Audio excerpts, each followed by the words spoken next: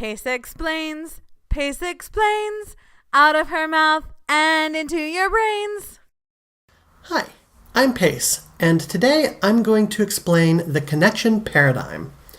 So first, I need to explain what a paradigm is anyway. It's kind of an overused word, but it comes from The Structure of Scientific Revolutions by Thomas Kuhn, where he actually uses it in a very specific sense.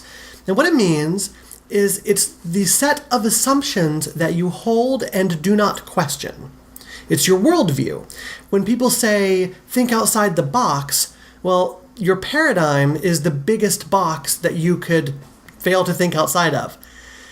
So the paradigm that we are currently in as a society is going to be very hard for us to see because we're in it. You really have to take a step back in order to see it at all.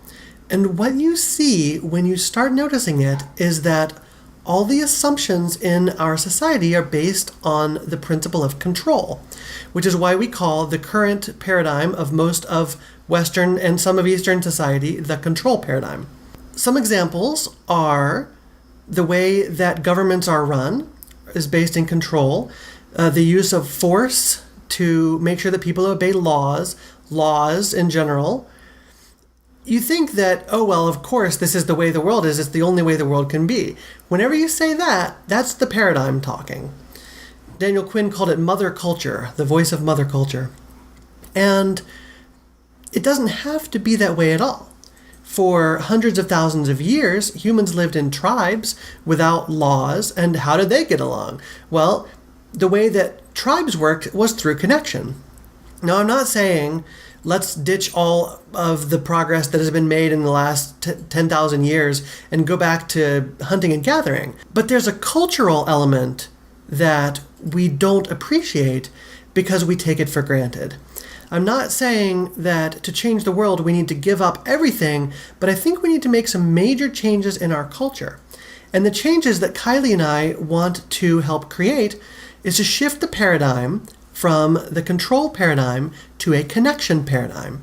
So instead of enforcing, we work together. Instead of us versus them, it's more inclusive.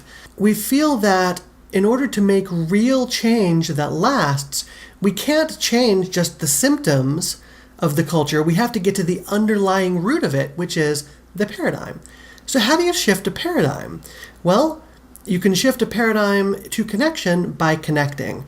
If you can show people that there doesn't have to be just one way to live and that you can be differently, you can live differently, you can think differently, you can connect instead of control, then they'll see, maybe this is a different way to live. Maybe I would prefer to live this way instead.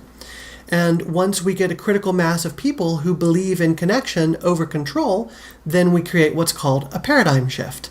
And more people see, wow, this is a much better way to be. Maybe I'd like to be that way too.